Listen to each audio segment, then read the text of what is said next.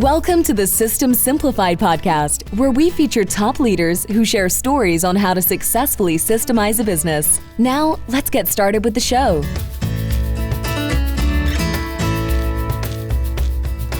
Hello, Adi Klevit here with the System Simplified podcast, where we interview top entrepreneurs, founders, and thought leaders about systematizing a business. And this podcast is being brought to you by Business Success Consulting Group. At Business Success Consulting Group, we create custom processes and tailor-made business systems so businesses can thrive and grow. And today's guest is Augusto Carneiro. Hi, Augusto. Hello, Adi. Hello. So good to have you here as a guest. I love your story, and I'm so excited to share it with our listeners. So basically, you are the founder and the chief friendship officer of Nossa Familia Coffee. And you started that company in 2004 with a $400 investment. And now, fast forward, almost 20 years later, you have 40 plus employees, and you are actually starting the next adventure, which is an internationally, you're starting a company back in Brazil from where you're from. So definitely a big success story here as an entrepreneur. And I know you have a great story to tell. So let's jump into it. Okay. So tell us the story, okay? The $400, like where did the idea come from? How did it all start? Sure. So it started mostly as an escape from engineering. So I moved here to Portland to go to engineering school. And I worked as an engineer for 4 years. And I was on my third year of being an engineer, and I really wasn't liking it. I wasn't thriving as an engineer. I wasn't engaged. And so I realized I had to make a change so I could be more fulfilled.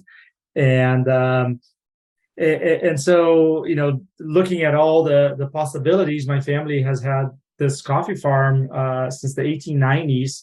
And one of my passions was to go back to Brazil and visit family.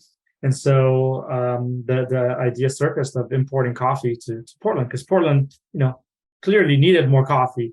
Well, not all of our listeners are from Portland, so we need to explain that this is a little bit of a joking comment because we have so much coffee in Portland.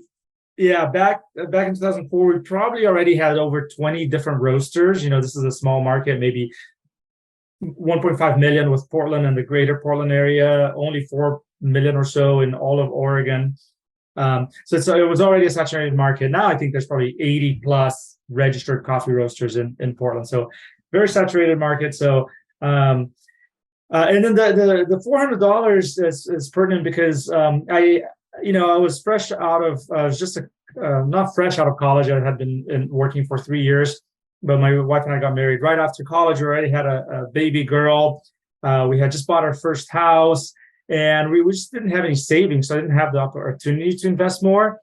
And coming from the engineering background, I didn't have many business acquaintances or business friends in my family. My dad was a university professor. So like an academic is not really an entrepreneur, in spirit.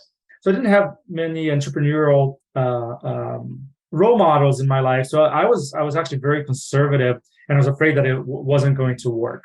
Actually, I was mostly expecting that it wasn't going to work. It was just going to be an experiment, and hopefully we could make something out of it. But quickly I saw the excitement of people realizing that I had this connection to the farm back home.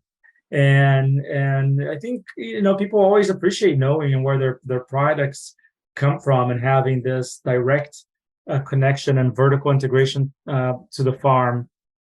So that was a key component for us. Absolutely. No, I'm always intrigued by how people start businesses. So for you, it was a passion. Like you felt like you are not really fulfilling your life purpose, right? I mean, you felt like you're not doing what you wanted to do. It takes a lot of courage to say, especially with a wife and a baby and a new house and all of that. It does take courage to basically say, okay, that's it. This is not my path. I'm going to change paths. And it's scary, right? As an engineer, you have a decent salary. And so when I started, I kept my day job, and I would, work in the evenings to learn about business, learn marketing, and figure out what our angles were going to be. And I quickly realized that I didn't feel like I could do it by myself. And so I invited a colleague from college to be a co-founder. And so we registered the company together. So he also put $400 in. So it was a total of $800 investment.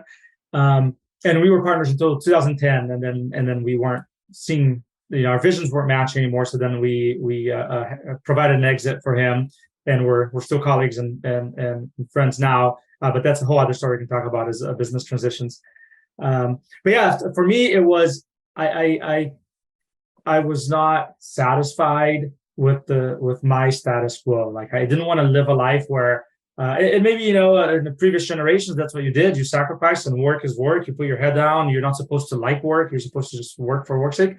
And sometimes in our lives we have to do that, right? And now, being a business owner, there are days that suck. I have to meet with accountants and lawyers, and I really like our accountant and our lawyer. They're lovely people, but like the compliance side of business, is not enriching. So I think all of us have to realize some days we just have to do work, and work's work, and there's a virtue in that, and it's okay. But I think overall, for me, I wanted something that, on the broad picture, would give me more and more purpose. Absolutely. So what do you enjoy most about being a business owner then? I definitely like the flexibility it provides. I like that I'm in charge of designing my own life, and there are periods where I find myself having to do more work that I don't really want to be doing.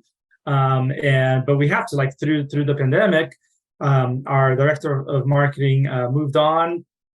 And we weren't ready financially to hire somebody else, so I took on the director of marketing role, and we had a part-time HR person. She's left, and that's so that got my COO does some of that, my bookkeeper does some of that, and I do some of it, and so we're now coming out of the pandemic, and I'm starting to do the strategy planning for next year. And one of my goals is to figure out, okay, what is my area of expertise and area of genius, which is also usually coincides with the area that gives us the most joy. And then what should I hire for so that I can do the things that I like most? My title is Chief Friendship Officer. One of our I was going to ask you about that. Where is that? How did it come about? Some silly acronym I thought up in the shower. I mean, one of our core values is ABMF, which stands for Always Be Making Friends. Our purpose as a company is to deliver delicious farm direct coffee and nurture positive relationships locally and globally. So a lot of it for me is based on relationships, right? And ABMF is this idea that strangers are just people that we haven't met yet and hadn't gotten a chance to know. I think it's specifically pertinent now. We're in such a divided age. And it's unfortunately, it's a global phenomenon. I was just in Brazil, and I got there right after the elections happened, and both sides are, fighting with each other. And in Brazil, it's just like here, where you have some people in your family that are Democrats and some are Republicans. In Brazil, same thing, and it's just really raw, and you can't have conversations or dialogue anymore. So, anyways, I'm a firm believer that we have a shared humanity. It's the African Ubuntu principle. We have a shared humanity. We have things in common, and we should, be able to connect as humans. I agree 100%. So tell us a little bit, I'm all about systems, I'm also an engineer by education. And, although I did stay in that profession more or less in terms of continuing with process improvement and a process consultant, etc. But, processes are integral in order to grow a business, because you do have to have the vision, you do have to have the drive, but you also have to have processes and systems. I just interviewed Cameron Harold for my podcast yesterday, and he's coming out with a new book about the second in command. And it's a book for the COOs. We definitely talked about the importance of having the CEO as the visionary, but then having a second in command that can execute and can actually implement the processes in the business. So tell me a little bit about the processes and how did that contribute, or how did you come about to develop those processes from the beginning, from starting all the way to today, and how has it actually helped you grow? Yeah, so processes is not my middle name. They have been essential for our growth. And early on, I had a pretty big aha moment. And I think it was one of my accountability mentors in the entrepreneur organization, EO, and that's how we met through EO. And I was having a hard time committing to a weekly meeting schedule, because I was like, well, what if I can't set a recurring meeting on Monday at 10 a.m. with my staff? Because what if a customer wants to meet them? What if something else, or another opportunity comes by? Like I can't put something fixed on my schedule. It felt very uncomfortable for me to do that. But then once I realized that by having a system for meetings, a system for my calendar, that actually gave me more flexibility, because it freed my other time for other things, and these things would get solved in that meeting, and so it gave me more flexibility later. So it took me a while to get to this aha that systems and processes don't have to be constraining. They actually can provide more flexibility and even have room for more flexibility. Anyway, so they help with that. So that was a big aha. And then through the entrepreneur organization, I started learning about the scaling up system and EOS, entrepreneur operating system. So now we have a pretty not strict, I don't know what the term is, but we have a practical operating system for the business. I would call it like the rhythm for the business. So every year, so in early January, we do our annual strategy meeting. So we look at long-term goals, we review our purpose, our core values, and we plan out, we review, okay, where do we want to be 3 to 5 years from now? We make sure those goals are still pertinent. And then we back out, okay, if we want to be there in 5 years, what do we do what do we have to do in the next 12 months? And to get there at the end of 12 months, how do we break that down? And what do we need to do this quarter to get closer to the 1 year, which will then get us closer to the 3 to 5 year goals? And so from the annual strategy meeting, we come up with the annual goals and the Q1 goals for the first quarter. And then we have our weekly leadership meeting, ROCKS meeting, to make sure we're staying on top. And so we have, so anyways, we have meeting rhythms. We have a lot of systems around meeting rhythms. Well, you definitely have it as a process here on how to run the business, right? Mm-hmm. So and I understand the concept of like you as the visionary, you want the flexibility, the freedom, but as you can see, as you mentioned yourself, by having those systems in place, it actually allows you to have more of the flexibility because you are in control. You basically put control on certain things in the business that that are there, which gives you the flexibility to do other things and be the visionary and dream and imagine and open the next business, right? Mm-hmm. Exactly. And I have a COO now. He's been with us for 10 years now, and he started as our when we opened our first espresso bar. He started as the espresso bar manager. He had been working at a Starbucks, but he graduated. He's working at a Starbucks because he graduated Oregon State University right when the recession was strong, still in like 2010, 2011. And he really wanted to be in coffee, but he wanted to have a career in coffee and not, be a barista or cafe manager his whole life. And he had studied a business at OSU. And so, and his personality is totally opposite to mine. So he's very much process, pragmatic, systems driven. Maybe I should have invited him because it would be more of a fascinating conversation. So yeah, he is the guy. He's the guy that helps us stay on track. And it's funny, we've had headbutting sessions where he's complaining that a meeting went astray, and I'm like, Jeff, that's your fault because you're supposed to hold me within the guidelines, right? So we now have an agreement during our strategy meeting that the morning sessions I own, and it's big picture, big discussion. But then in the morning, at lunchtime, sometimes we figuratively hand over the baton, where it's like, okay, we have to now start putting things down on paper. We have to start coming up with the plan, and we have to walk out of here with, who, what, when, and all the details. And that's his role, because I'm not good to get. I know that I'm not good at getting us there, so I know that I need to shut up and hand it over to him.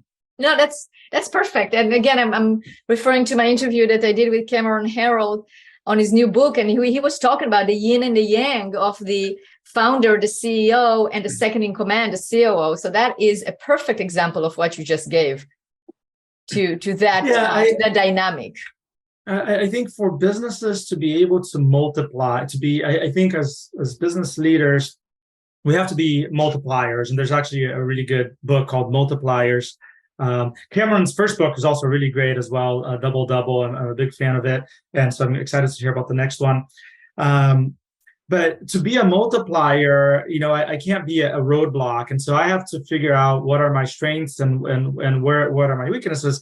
And systems, setting up systems is one of my weaknesses. I'm not really good at systematizing something. I'm good at daydreaming, and I'm good at of some of the creation of it, but then I'm not good at the repeatability, the weekly, and the follow through with certain things. So by knowing that I'm not good at that, and if I want to grow, I know I need to put people in charge, and I need to empower them, and then I need to know that when I'm getting in the way so that they can do their job and help us multiply.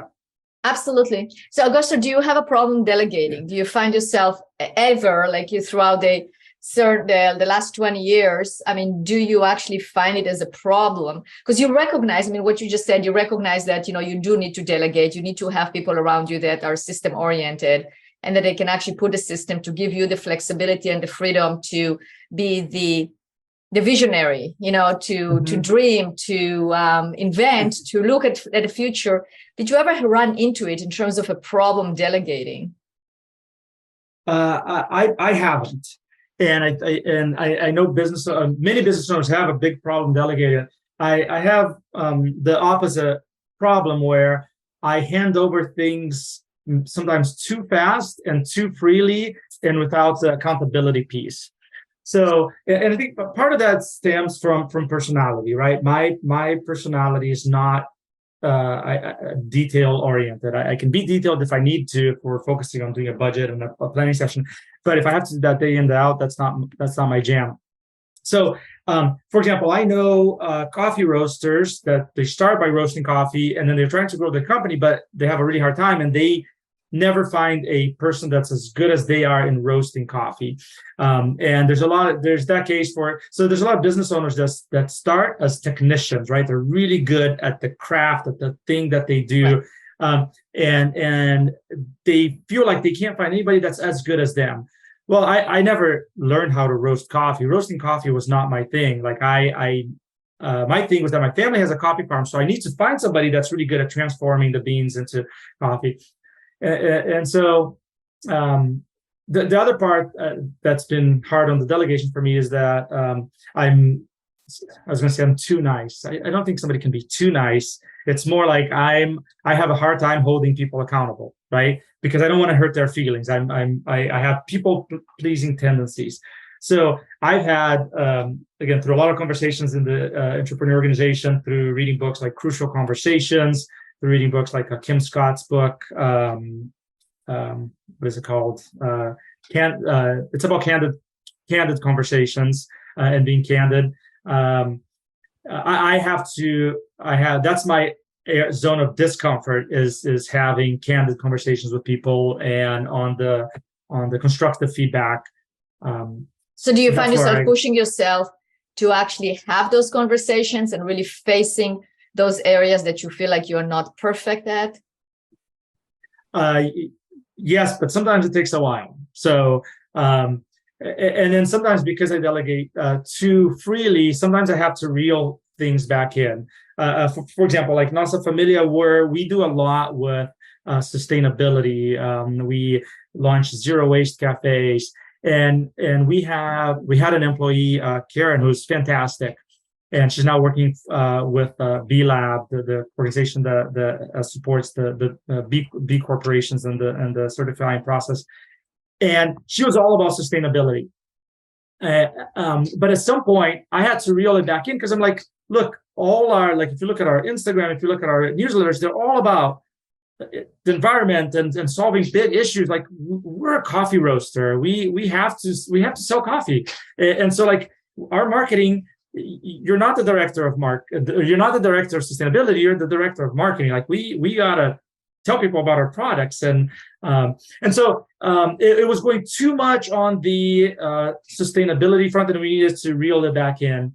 My roaster that I hired usually roasters like lighter roast coffees. And so every so often I have to be like, hey, our Italian roast, this past batch was a little bit on the lighter side. Like, we need to maintain, there's people that love dark roast. We can't, so there's been times where I've had to reel people back in. And part of it is because I delegated too freely without the guidelines. That's interesting. And I'm glad you're bringing it up, because a lot of times people that I interview on this podcast have the opposite problem of hard to let go. But you're right. If you start in a business as a technician, let's say, if you are the dentist, if you are the main plumber, if you are the remodeler, right? So you build a business on the technical side, and then it's hard to just let go because you build your systems yourself. But if, you with the opposite problem, it can happen as well, of delegating too freely and not holding people accountable. So I think it's very important to mention it, because entrepreneurs that are listening to us right now, it's basically, it can happen also delegating, like just let go and just go figure it out without any training or without any accountability, which basically makes the pendulum swing to the other side, right? So we have to somehow find a middle ground.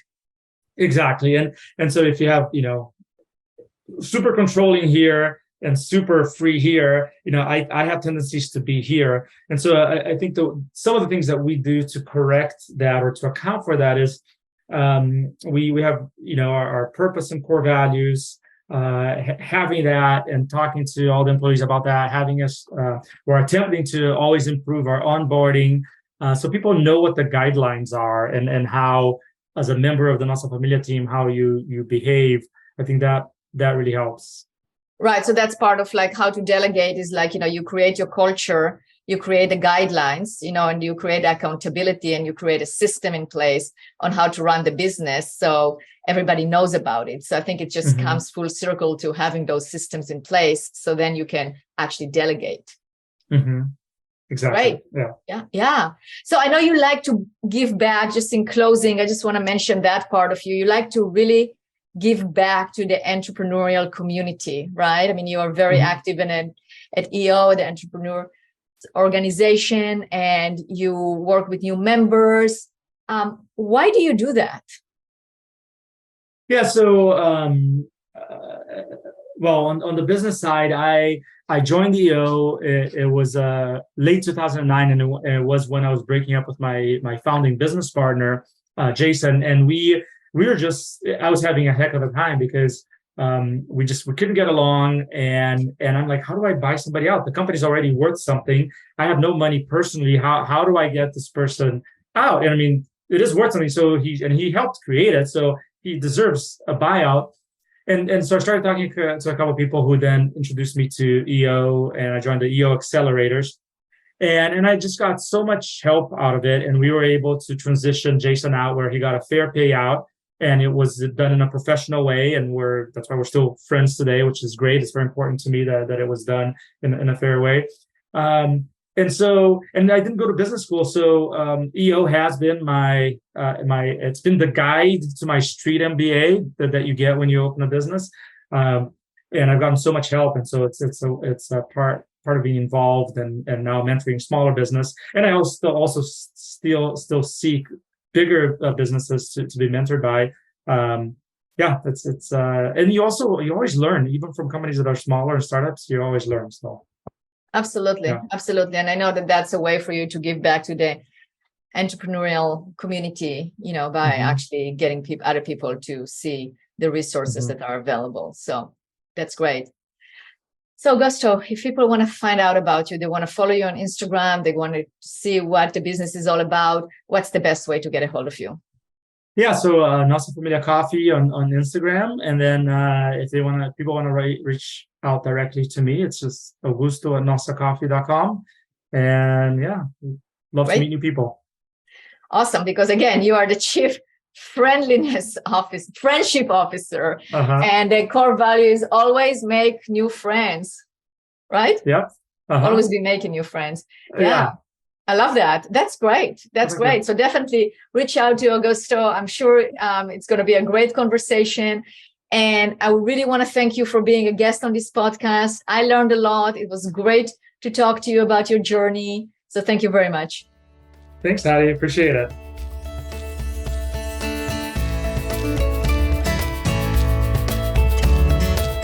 Thanks for listening to the System Simplified podcast. We'll see you again next time, and be sure to click subscribe to get future episodes.